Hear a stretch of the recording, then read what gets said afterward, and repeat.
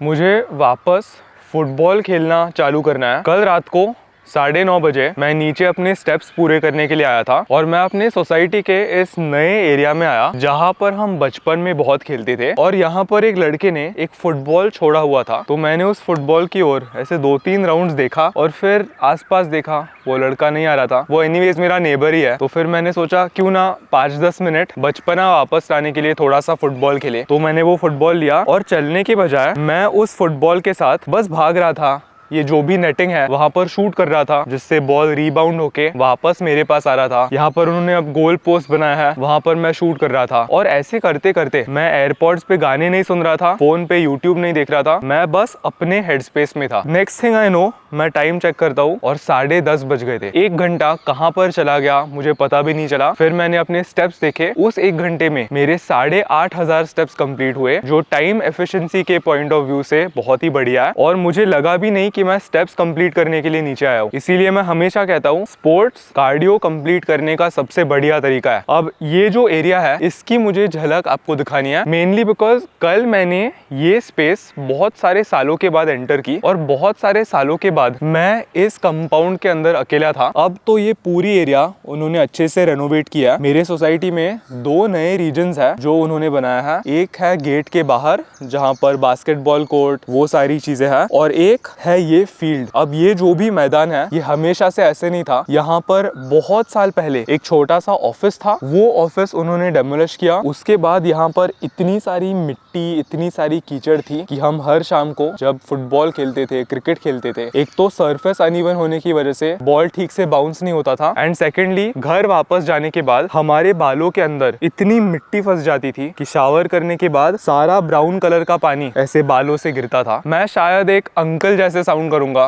कि हमारे टाइम में ऐसा था, हमारे टाइम में ऐसा था, पर ये जगह सचमुच बहुत ज्यादा रेनोवेट हुई है। और एक पॉइंट तो ऐसे भी था जब ये जो भी नेटिंग है वो भी बनाया नहीं था, इसीलिए इसके बाद अगर बॉल बाहर जाता था हमें भाग के बॉल वापस कलेक्ट करके वापस यहाँ पर आना था। पर मैंने अपने चाइल्डहुड के 15-16 साल हर शाम को यहाँ पर बिताया है। यहाँ पर मैं 2-3 घंटे स्पोर्ट्स खेलता था और फिर जब अंधेरा हो जाता था तब वहाँ पर जाके लॉक एंड की, चोर पुलिस, हाइड एंड सीक ये सब खेलता था। तो कुछ सालों के बाद उन्होंने लाइट्स भी लगवाया ताकि रात को हम खेल पाए। पर यहाँ पर धूल ना होना और आर्टिफिशियल ग्रास होना ये इन इटसेल्फ एक बहुत अच्छी बात है। एंड मैं बचपन से बहुत ज्यादा क्रिकेट खेलता था, तो हमारा जो बैटिंग एरिया था वो एग्जैक्टली यहाँ पे था। हम यहाँ पे बैट करते थे, पीछे एक विकेट कीपर था और वहाँ पर जो हाफ लाइन का मार्क है वहाँ पर हम एक बॉटल रखते थे और यहाँ से क्रिकेट खेलते थे। और कभी कभी कुछ सिक्सेस मैंने मारे हैं जो उस सोसाइटी में भी चले गए हैं। और इस पूरे एरिया में अगर एक ऐसी चीज है जो अभी भी वैसी की वैसी है, एंड आई होप आने वाले सालों में वैसी ही रहेगी, वो है ये पेड़। ये पेड़ बहुत स्पेशल है क्योंकि क्रिकेट में जैसे डगआउट्स होते हैं जहाँ पर पूरी बैटिंग टीम बैठती है, ये हमारा डगआउट था। तो हम यहाँ पर बैठते थे, हमारे बैटिंग का इंतजार करते थे और आउट होने के बाद एक बहुत दुखी तरीके में यहाँ पे चल के आके बैठते थे। और ये वो टाइम है जहाँ पे फोन्स नहीं थे, तो हम मस्त यहाँ पे इस पेड़ के आजू बाजू में चिल करते थे। यहाँ पर पानी की बोतल वो सब रखते थे। सो आई होप कि ये जगह वैसी की वैसी ही रहेगी। एंड मेनली मुझे वापस स्पोर्ट्स खेलना है, तो अगर मुझे सचमुच रात को कार्डियो करने के लिए अकेले यहाँ पे फुटबॉल खेलना है, तो मेन क्वेश्चन ये आता है कि मेरे पास फुटबॉल नहीं है। तो हम मोस्टली कल दुकान जाके फुटबॉल खरीदेंगे ताकि मैं इंडिपेंडेंटली फुटबॉल खेल पाऊंगा। कल रात को तो मैं बहुत लकी था कि वो फुटबॉल वहां पर वैसे का वैसे ही था,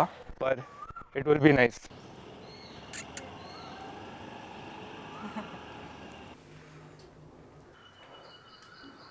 तो कल फुटबॉल खेलते वक्त मैं बहुत खुश था क्योंकि मुझे पता था अगला ट्रेनिंग सेशन होने वाला है चेस्ट। फिर मैंने व्हाट्सएप खोला और हम 4 जनों का जिम नाम का एक ग्रुप है, वहां पर डिस्कशन चल रहा था और देवराज ने मुझे पूछा तेरा कल क्या सीन है। मैंने बोला what do you mean, chest है? बोला कि नहीं, तू कौन से जिम में जाने वाला है। फिर मैंने डेट चेक की, 1 मई महाराष्ट्र डे। इसकी वजह से पुणे के सारे कमर्शियल जिम्स बंद है। और मैं थोड़ा सा दुखी इसीलिए था क्योंकि यार इवॉल्व में 2 हफ्ते पहले एक नई पॉलिसी आई है जिसकी वजह से उनको मेंटेनेंस रीजंस की वजह से पहले और तीसरे संडे को जिम बंद रखना पड़ेगा। तो ये जो आने वाला संडे है 2-3 दिनों के बाद। वो पहला संडे होने की वजह से आज जिम बंद होगा, संडे को जिम बंद होगा, इसीलिए थोड़ा सा फ्रस्ट्रेटिंग लगा। क्योंकि 2025 का मेरा जो गोल है उसमें अगर हर हफ्ते मुझे एक अलग जिम में जाके ट्रेन करना है तो हाँ ट्रेनिंग हो जाएगी, पर वो सेम मशीन सेम पीआर उसमें थोड़ा सा ब्रेक लग जाता है, तो दैट गेट्स स्लाइटली अनोइंग। पर इस पूरे सिचुएशन का पॉजिटिव ये है कि दूसरे वाले आर्यन की सोसाइटी जिम फॉर्चुनेटली आउटसाइडर्स को भी अलाउ करते हैं, वो काफी चिल लोग होते हैं, तो आज हम वहां पे जाके ट्रेन करेंगे।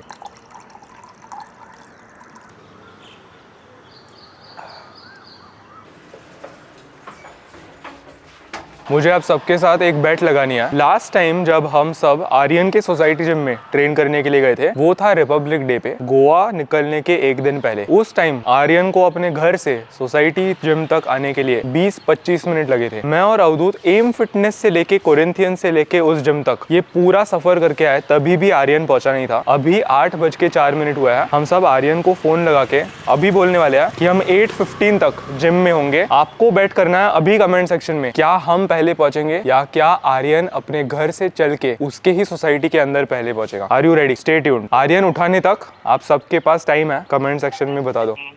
हाँ Aryan, we are leaving. You also leave your house right now.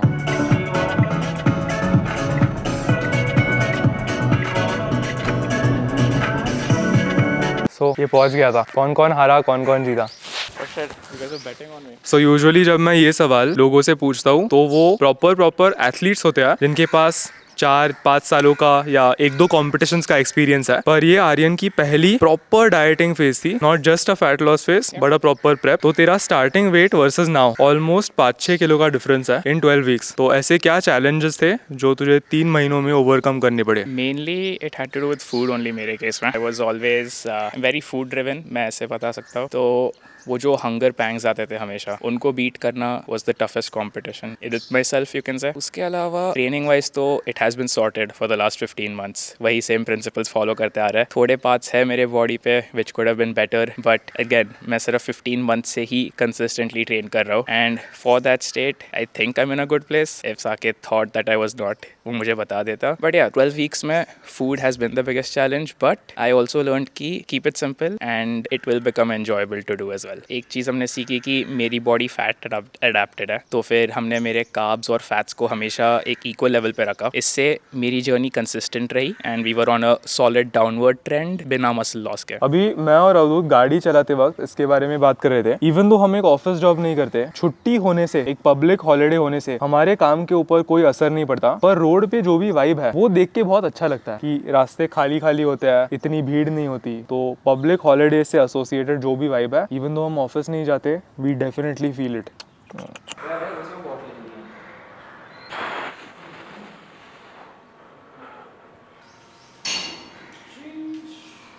क्योंकि ये सोसाइटी जिम है, हेवीएस्ट डंबल्स 25 किलो तक जाते हैं, जो मेरे लाइकिंग के लिए थोड़ा सा लाइटर साइड पे आता है। पर हाइपरट्रोफी ट्रेनिंग की अच्छी बात यह है कि हम 5 रेपिटेशन से लेके 30 रेपिटेशन तक सिमिलर मसल ग्रोथ रिजल्ट्स पा सकते हैं अगर हम एक सेट को फेलियर तक लेके जाएंगे। तो 25 किलो है, मसल जेन्युइनली नंबर जानता नहीं है, उसको सिर्फ टेंशन समझ में आता है। तो हम इसे स्लो एंड कंट्रोल्ड लंबा सेट टिल फेलियर एंड पार्शल्स ऐसे अच्छे से ऑल आउट जाएंगे। वाइब्स बढ़िया है, वो ज्यादा इंपॉर्टेंट है। यहाँ पर हमारे अलावा और कोई नहीं है, कोई म्यूजिक नहीं है, कोई एसी नहीं है, तो प्रॉपर रॉ ओल्ड स्कूल वाली वाइब आती है। Let's do it. Where there is a will, there is a way.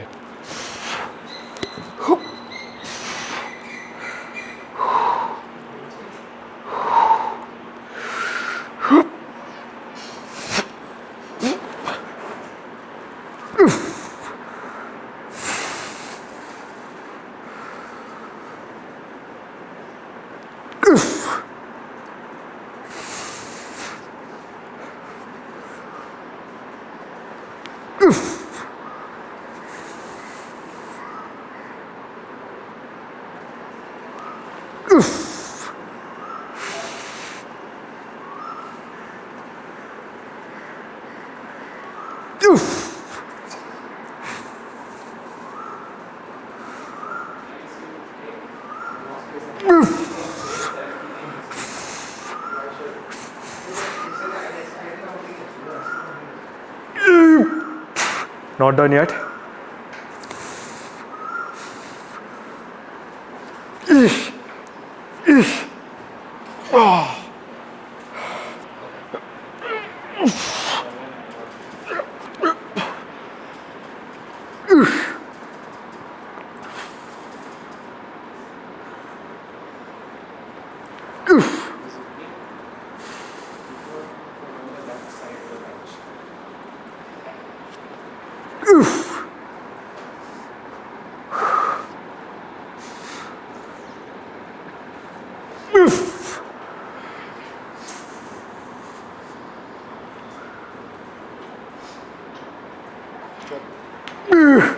Not done yet.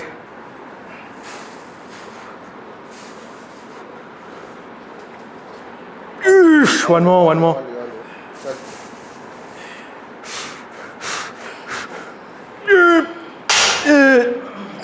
Yeah.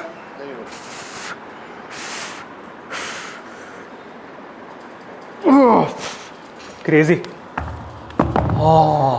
Thanks. कल मुझे एक व्यूअर ने पूछा कि क्या मुझे अभी भी 7.5 सालों के बाद एक ऐसे लेवल पे पहुंचने के बाद बॉडी डिस्मॉर्फिया होता है। मुझे हर रोज दिन के हर एक मिनट में बॉडी डिस्मॉर्फिया होता है और मैं आपको ट्रांसपेरेंटली बता रहा हूँ, मैं जब खुद को अभी देख रहा हूँ, मैं अपने फिजिक से बिल्कुल खुश नहीं हूँ। मैं बहुत सारे छोटे छोटे डिटेल्स पॉइंट आउट कर रहा हूँ, ये बेटर हो सकता है, वो बेटर हो सकता है। और ये जो भी चीज है, ये जो भी बॉडी डिस्मॉर्फिया है, उसको मैं 3-4 साल पहले एक बहुत बुरे पर्सपेक्टिव के साथ देखता था। पर जब मैंने बैठ के एनालाइज किया और इंट्रोस्पेक्ट किया तो मुझे ये पता चला कि बॉडी डिस्मॉर्फिया एक अच्छी चीज होती है। ये एक अच्छी चीज है क्योंकि आज मैं हर दिन जिम के अंदर जो मेहनत कर रहा हूँ वो इसी वजह से कर रहा हूँ कि मुझे बॉडी डिस्मॉर्फिया है, कि मैं अभी फिजिकली जैसा दिखता हूँ आई एम नॉट सेटिस्फाइड। और यही मेरे पैशन के पीछे का नंबर 1 ड्राइवर है। जिस दिन मैं शीशे में देखूंगा और मुझे ऐसा लगेगा कि यार मेरी फिजिक बहुत अच्छी है, I am looking so good today, उस दिन मैं मेहनत करना बंद करूंगा। पर आई नो कि वो पॉइंट मोस्ट लाइकली कभी आने नहीं वाला, क्योंकि ईयर आफ्टर ईयर ऐसे बहुत सारे पॉइंट्स होने वाले हैं जहां पर मैं इंप्रूवमेंट्स बना पाऊंगा। तो जब लोग बॉडी पॉजिटिविटी के बारे में बात करते हैं मुझे थोड़ा सा क्रिंज होता है। मुझे लगता है कि अगर आप एक्चुअली ओबीस हो और आप शीशे में देख के खुद को बोल रहे हो आई एम ब्यूटीफुल, तो वो ट्रूथ नहीं है, आप डिल्यूजनल हो। आपको अंदर से खुद की फिजिक बदलनी है, पर आप अभी जैसे हो वो स्टेट आप एक्सेप्ट कर रहे हो। And if you are okay with that I don't have any problem. पर अगर आपको अंदर से खुद को बदलना है पर आप खुद को शीशे में देख के झूठ बोल रहे हो, देन इट्स अ प्रॉब्लम। इसीलिए हर सुबह शीशे में देख के एफर्मेशंस चिल्लाने के बजाय एक्शन लो, मेहनत करो। ये जो पसीना है ये पसीना सच होता है।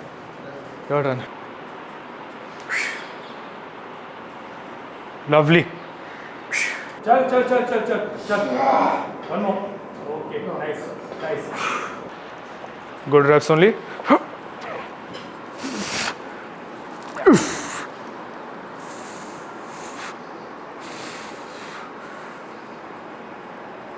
On.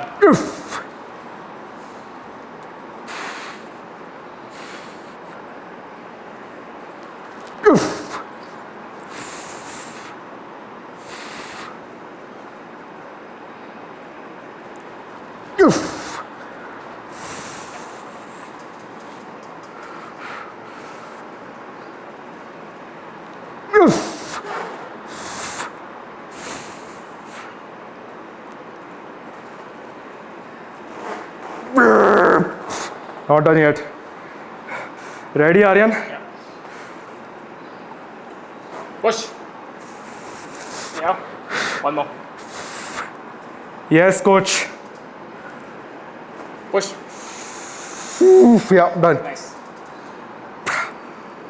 Oh. This has now become a permanent. Good reps only. Oof.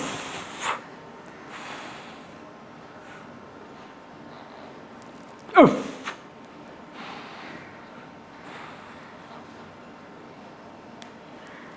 Oof.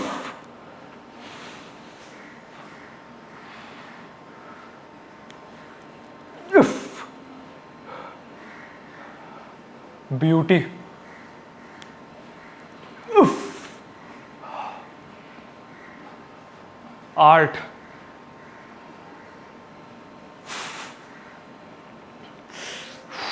Not done yet. Not done yet. Partials. एक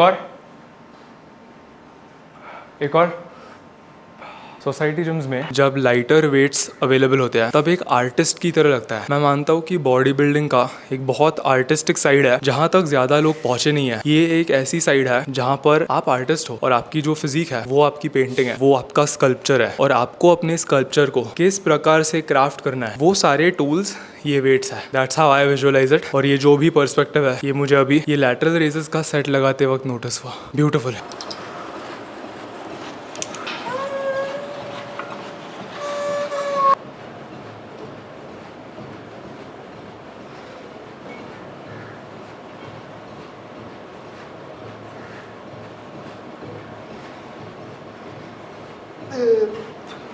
मुझे फ्यूचर में एक बार होम जिम बनानी है, क्योंकि मैं दिल से एक इंट्रोवर्टेड बंदा हूँ। मुझे सोशलाइजिंग इतनी ज़्यादा पसंद नहीं है, सोशल कंडीशंस में, पब्लिक में इतना ज़्यादा अपीयर करना पसंद नहीं है। और ट्रेनिंग मेरे लिए एक टाइप का मेडिटेशन है। और ट्रेनिंग करते वक्त जब मैं इंस्ट्रूमेंटल म्यूजिक सुनता हूँ तो मुझे इतना ज़्यादा अलोन टाइम मिलता है, और उससे मुझे लाइफ नेविगेट करने के लिए बहुत सारे पर्सपेक्टिव्स मिलते हैं और मुझे क्रिएटिव आइडियाज़ मिलते हैं। इसीलिए फ्यूचर में अगर मैं एक होम जिम बनाऊंगा तो वो बहुत ज़्यादा मिनिमलिस्टिक होगा और वो इस सोसाइटी जिम से इंस्पायर्ड होगा। मेरा ये मानना है कि इस सोसाइटी जिम में बॉडी बिल्डिंग रिलेटेड एक अच्छी फिजिक बिल्ड करने के लिए सारा इक्विपमेंट है, एक्सेप्ट वन आइटम जो है स्मिथ मशीन। अगर आपको एक मिनिमलिस्टिक होम जिम बनानी है, Smith machine, bench, dumbbells, cable station, leg extension, leg curl, बस अगर आपके पास ये 6 मशीन्स होंगे, आई थिंक आप एक अच्छी खासी फिजिक बिल्ड कर सकते हो।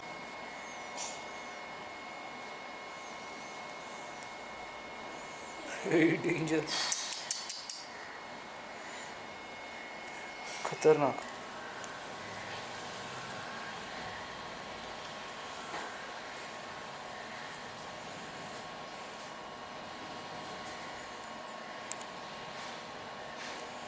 शीश, crazy.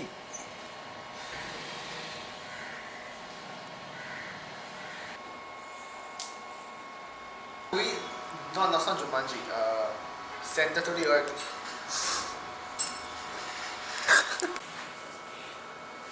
Stuck. Jack. Oh, oops. Wow. Just a bit more. That's good. याद है। ब्रो मस्त मस्त। No, back double bicep. Back double bicep नहीं है, मेंस फिजिक ना। So it's only 2 poses. हे करताना आपण खालीच ठेवायचं. Avdhoot full bodybuilding posing coach की तरह। ये रोज आने वाला है ना अभी. हर ट्रेनिंग सेशन के बाद इसको प्रैक्टिस करवा। Front relax. ओके. असं नॉर्मल असं थांबायचं. He is looking like a judge.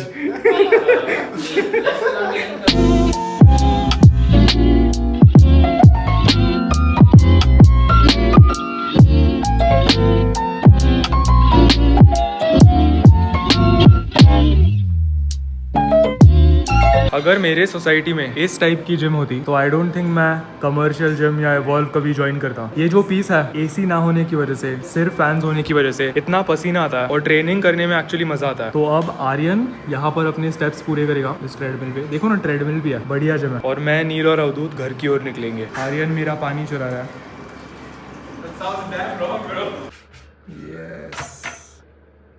Thank you. तो गाइज, आज लेबर डे होने की वजह से हम हसीना दीदी और शीला ताई इन दोनों को छुट्टी देते हैं। यूजुअली हर सुबह हसीना दीदी मुझे सुबह का मील बना के देती है, पर आज उनकी छुट्टी होने की वजह से मैं मम्मी के साथ किचन में जाके बैठा था। मुझे याद है मैं बचपन में जब मम्मी रोटी बनाती थी, सेम टू सेम उनके बाजू में बैठ के उनके साथ बातचीत करता था और वो मुझे गर्मा गर्म चपाती बना के देती थी। तो आज का पोस्ट वर्कआउट मील थोड़ा सा अजीब दिखेगा, पर मैं पर्पस के लिए खाता हूँ, प्लेजर के लिए नहीं। इन टोटल 7 चपाती, तो 175 ग्राम्स आटा मेजर करके यहाँ पर चपाती बनाई है। यहाँ पर अभी कितने, 1 2 3 4 5 ही है, क्योंकि 2 मेरे पेट के अंदर चले गए। यहाँ पर है 2 अंडों की भुर्जी, मेन इवेंट आमरस, कॉफी का गर्मा गर्म दूसरा कप। और क्योंकि ये पूरा मील कार्ब हैवी है, यहाँ पर मैंने एक प्रोटीन शेक बना के पिया ताकि बॉडी के अंदर प्रोटीन चला जाए। अब हाँ, ये मील थोड़ा सा ज्यादा बड़ा है। इसके पीछे का एक रीजन है कि अभी 11:54 हो गया है। इसके बाद मुझे काम थोड़े से ज्यादा होने की वजह से खाना खाने के लिए इतना टाइम नहीं मिलेगा। तो इसके बाद अगला मील सीधा रात को सोने के पहले होगा। तो आज के दिन में हम एक प्रॉपर